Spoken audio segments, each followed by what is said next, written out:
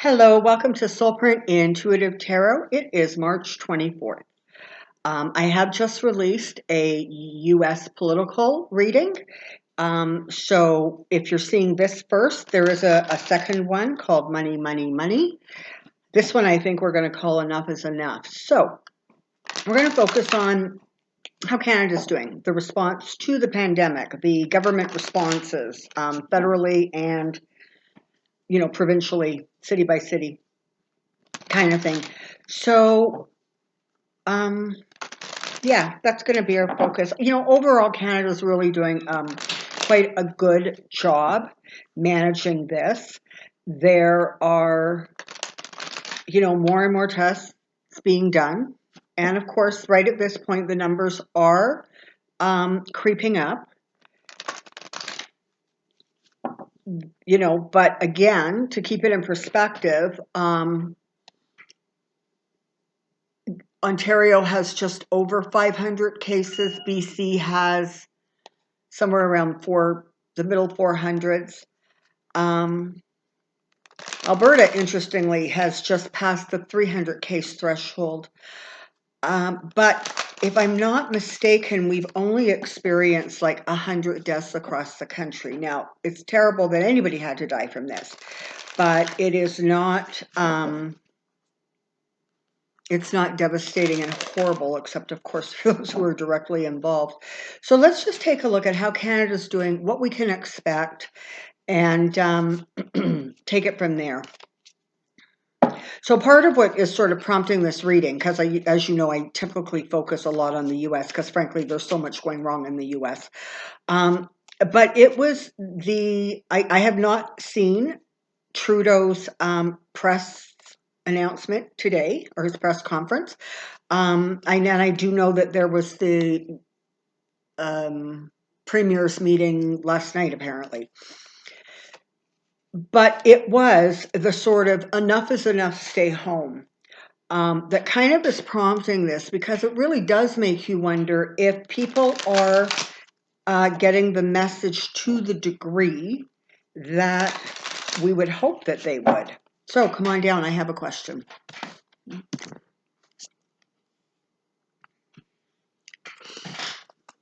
Okay, so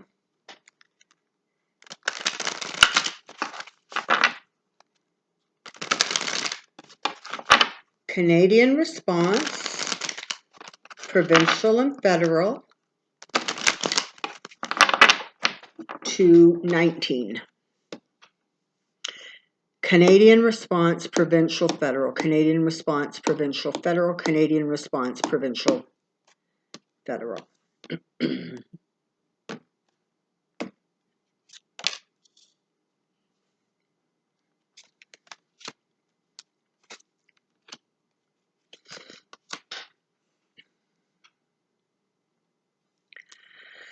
Okay, so for right now, all levels of the government federally are working. All the parties, by and large, are working together. And, frankly, this is sort of typical Canadian behavior. When there is a crisis, when there is something that needs to be done quickly and efficiently, the politicians are able to sort of set aside their party and simply focus on the greater good.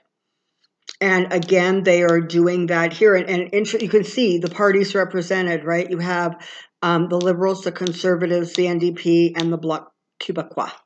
So that's like interesting. And they're coming together, right? And their work and what they do and how they do it is going to bear fruit. Bear fruit. 4 parties, okay? Federal government. So that's like good news for us Canadians, because this is not a runaway train in this country. There are reactions, things are in place, things are moving into place, and it feels like there is sort of a strategy in place. It may not be one that everybody agrees with. Some people think the reaction should have been faster and harsher. Some people feel like it's just right. And I'm sure there are some people out there who think this is ridiculous and uncalled for. And we hope that those people see the light. The government is focused very, very strongly on two specific areas. They are focused on the well-being of Canadians, and that is not only your physical well-being. It's not only about having hospital beds available, having test kits available, having protective gear.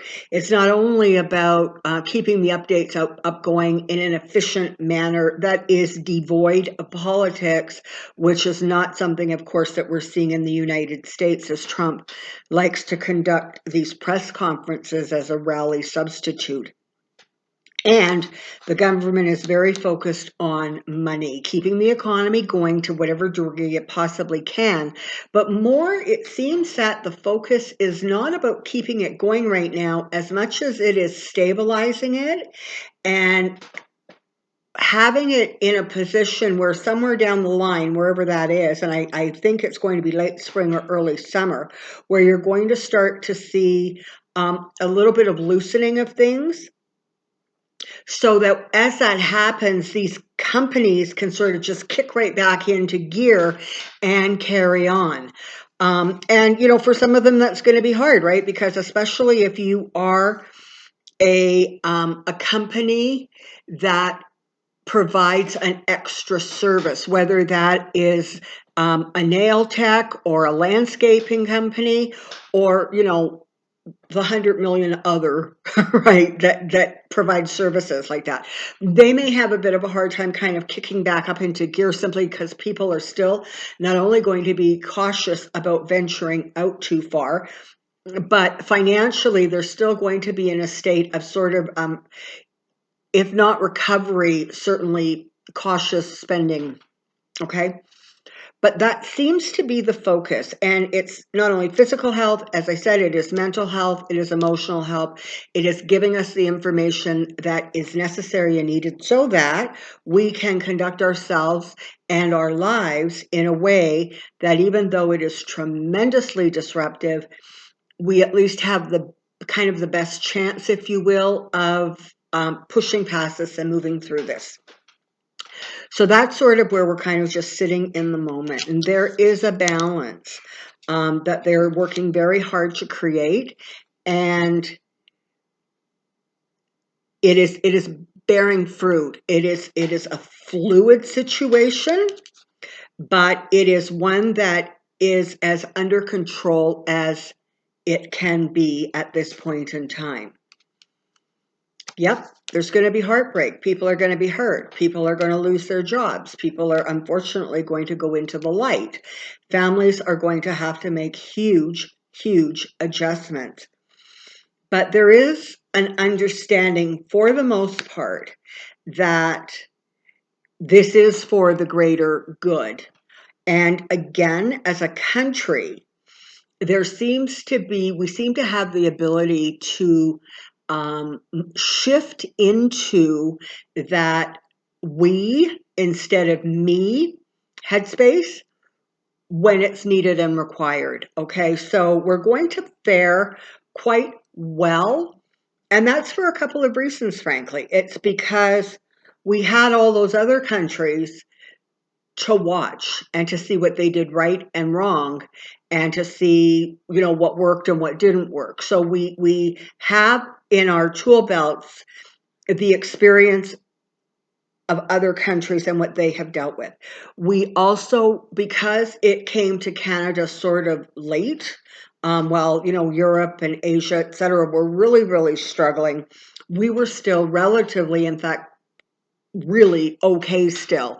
And so there was time there to prep and get things sorted out and get stuff moving forward. It is not like we were caught off guard. And I say we, but I really am meaning the government and the government agencies as it relates to we the people, we, us. So that's part of the reason why Canada is not going to see shore devastation. Okay. And I'm not saying we're going to get off scot-free. We absolutely are not. But you're going to see that sort of in comparison, we're actually going to be in relatively good shape. And we're going to, sort of recover from this. So we're going to be able to move forward. There is a lot of transparency going on, frankly, at all levels of government. And that is part of why we're going to have an easier time of this. The government, both provincially and federally, have reacted. They haven't dawdled with their response. They haven't taken out let's wait and see attitude. And that is part of the reason that there is a little bit more of a bumper or cushion for this country. And Canadians are all, I am confident in saying this, are sending thoughts of support and hope and love to our southern border neighbors because they did not take advantage of the lag in time to fortify themselves. And so the suffering there by extension is unfortunately going to be much greater. I mean, not to mention just basically any one of their bigger cities probably has the entire population of Canada housed in it, okay? So we are just a country that is by its nature more spread out. And there are simply less people here. And so that in and of itself is really helpful because there is at least a little bit less of that concentration where there are millions and millions and millions of people all smushed together in one area. And I mean, Toronto and Vancouver for sure, they are big cities with a whole lot of people in them. But in comparison, like you cannot compare, for example, the population of Toronto to the population of New York City. They're not the same. So we have some things going for us. And so one of the things that we certainly can do is send our thoughts southern bound so that we can at least energetically send comfort and hope. There's a lot of assessing going on. And like I said, because there really is not a lot of politics going on, things are sort of moving along. Now, it is important that the provinces provincially, that they really start using all of their powers and authority. There is a little bit of an attitude of, well, let the feds do it. Especially in provinces that do not have a really strong liberal population. So, really conservative governments, you can kind of almost see them, and it's not that they're putting anybody in jeopardy, but there really is sort of that sense of, well, let the feds do it. Because you know what? If the feds do it and it blows up, we are separated by distance. We have, what is that? Probable deniability or something, right? And so they really need to be encouraged to sort of step up and use the powers that they have within their province to get things moving and rolling. And by extension, too, cities and municipalities and towns, they certainly have less power, but they certainly have the ability, at least to some degree, to implement some of the restrictions that need to happen to keep Canadians safe. Now, unless you live under a rock, you've probably heard about Trump's ridiculous claim that after 14 days, and they're already a week in, everything's just going to spring back to normal in the United States and people can get back to work and get that economy moving. If he actually does that, he is going to face significant resistance, never mind what resistance from within his country, but he is also going to face some really significant resistance from Canada and from Mexico because they are taking it seriously, and they're watching this guy fumble through his response and his government's response, and they are not going to be quite so willing, particularly Canada's coming through really strong, not willing to comply with his madness. They're not willing to put their citizens at risk because of Trump's obsessive need to fix the economy so he can get reelected. So he's actually going to be facing some real significant pushback. And Trudeau, frankly, he has the support of his whole government because that's what Canadians do. And so he's not going to be, he may not do it publicly in a loud, bombastic way. That's not the Canadian way. But don't be surprised if you eventually hear about phone calls that were sent, letters that were sent saying, don't do this because this is going to be the ramification.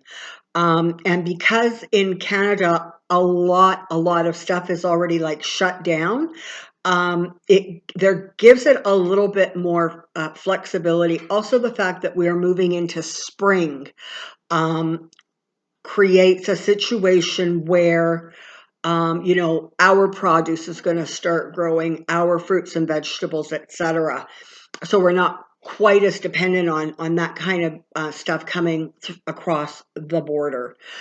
So that's going to be interesting to see how that sort of unfolds now. And I'm trying really hard to not paint, a rosy picture here and everything is fine and don't be concerned. But the message is very definitely that Canada has some hope. There are some good things going for it. And it's going to get worse before it gets better, and people are going to suffer. But between the sun and the star, you have the hope and you have the promise of success. So it really feels as if it's not going to be a particularly, certainly it's not going to become politicized. And when that, just by virtue of that not happening, it allows us to sort of, as I said, there's just a bit more of a bumper or a cushion there.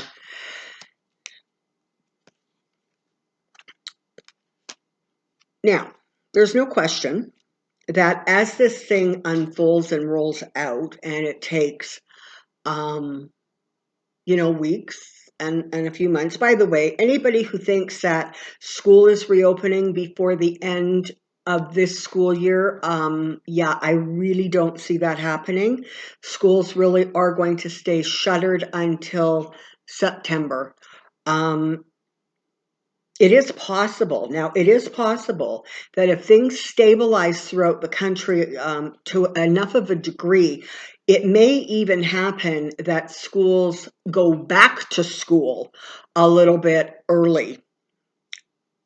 That just came to me, so I don't know where it's coming from or what may or may not be in the works. But as we move forward in this time and space, there's going to be frustration, and there's going to be people sort of just defying, the courtesies and rules and ultimately laws that are being established and enforced to protect everyone.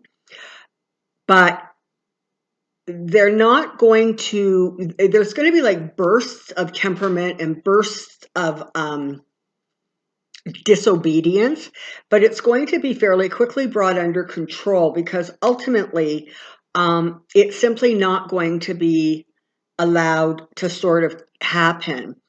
You saw the federal response to those pictures of people wandering through parks in groups, people hanging out at the beach in groups. It was swift and it was stern. It was literally enough is enough, stay home. End of discussion. And anybody out there who has had a parent, so it's probably everybody, or has been one, they certainly recognize that tone. That is the tone that gets used when enough is enough. And he didn't hesitate to use that tone, and he didn't hesitate to say, we're clamping down on this, people. This is serious. And if you don't want to take it seriously, we're going to ensure that you do take it seriously. So, again, that's just something that is going to bode well. And you have sort of that good fortune coming to Canada, again, in part because of city, municipalities, counties, provinces, federal government response. Some have been a little slower than others, etc. But overall, the response has been sort of broad, and it has been implemented quite quickly. So we're fortunate in that way. Again, do not misunderstand. We are going to have a really bumpy the next 2, 4, 6 weeks in particular are going to get scary. It's going to feel like things are out of control. It's going to feel claustrophobic because by then we're going to be so sick and tired of this social distancing, which, again, just as an example, the government of Canada is no longer using that term. They are now switching to the term physical distancing, just to hit home the fact that this isn't about, keeping yourself separated sort of in social situations, don't hang out at the bar too close to other people. This is like, keep your physical distance from everybody. So just little things like that actually really do work to get the message out. And to some degree, it calms fears. I mean, everybody is going to have a natural and automatic fear response, but it's going to be, I think, maybe just a little bit more manageable. Okay. All right. Now, for any of you who have seen all of these King and Queen cards coming up that I've just been sort of moving to the side and not really talking about, this is why. Okay. This is what these represent.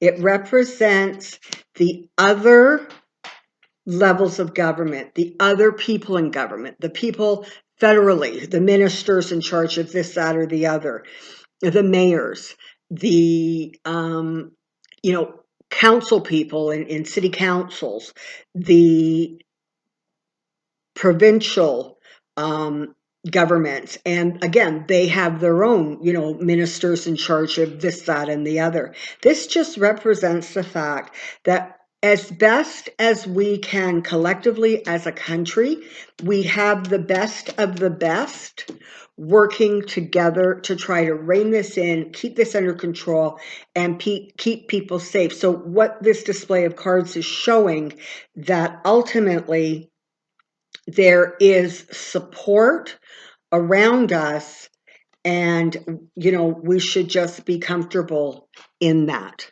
Okay, take comfort from that. Okay, so I guess all of us should be really grateful here in Canada that the weather is warming up and we're moving into spring, and so that's helpful, very helpful, because that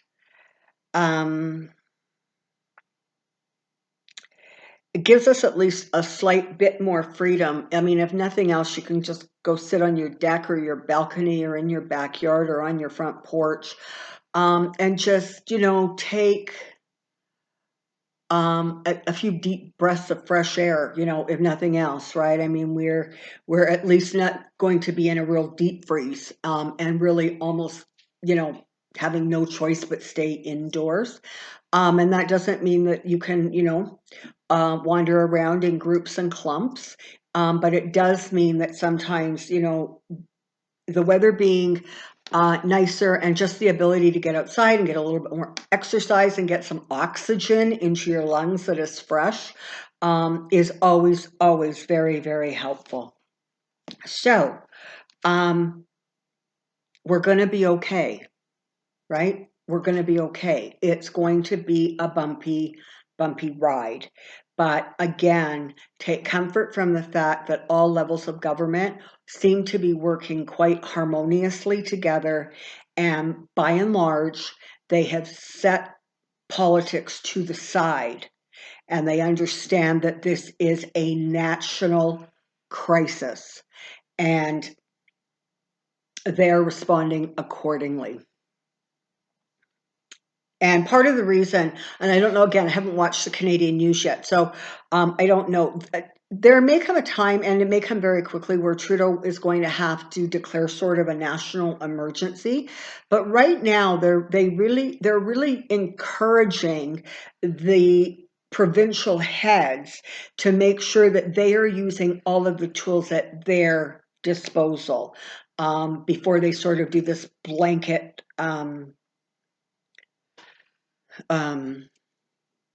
whatever that's called. They take this blanket sort of event or caution, or sorry, words escape me. My brain's tired, I guess. You know what I'm talking about. Okay, so I hope you have found this helpful. I hope you have found it reassuring. Again, keep your physical distance. Stay home.